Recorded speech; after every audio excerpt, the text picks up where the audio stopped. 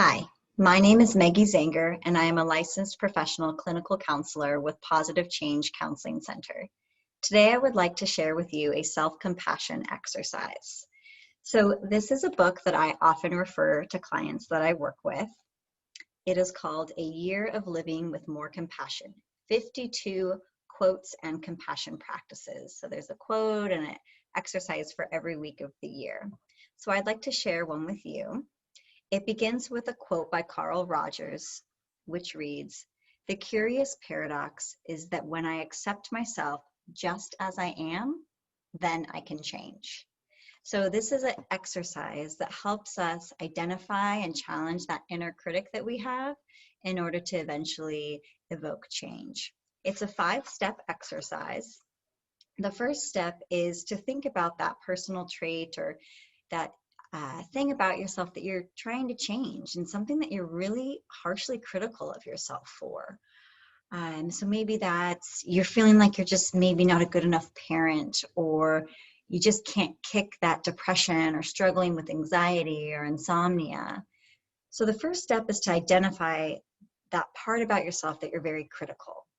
The second step is to get in touch with the pain that that inner critic causes you.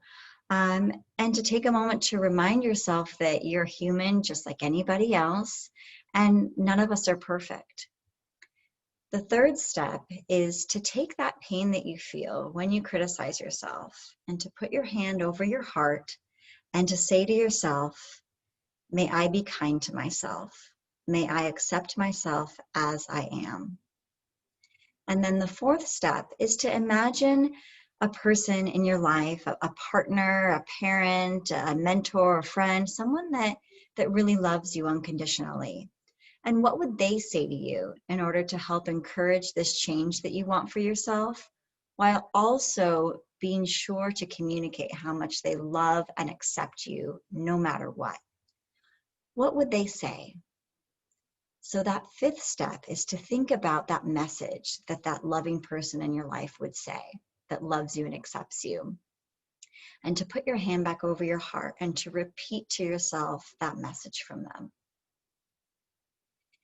Now, I like to add one final sixth step to this exercise, and that is to take a moment to think about all the other people in the world that are also experiencing a similar challenge, a shared suffering that you have.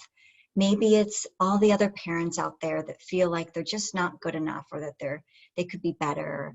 All the other people that are feeling like they struggle with motivation and feeling inadequate in their work. All the other people that are anxious or feeling lonely due to a recent end of a relationship or the loss of a loved one. So to take a moment and to think of all those people in your life, put your hand back on your heart, people that you know and people that you don't know in this world that are suffering. And with your hand on your heart, you think about them and you say to them, "May you be kind to yourself, and may you accept yourself as you are." So it's in this experience of recognizing our shared suffering and sending compassion out to others that we feel better internally, and we learn to have that compassion towards ourselves as well. So let us practice some more compassion towards others and ourselves.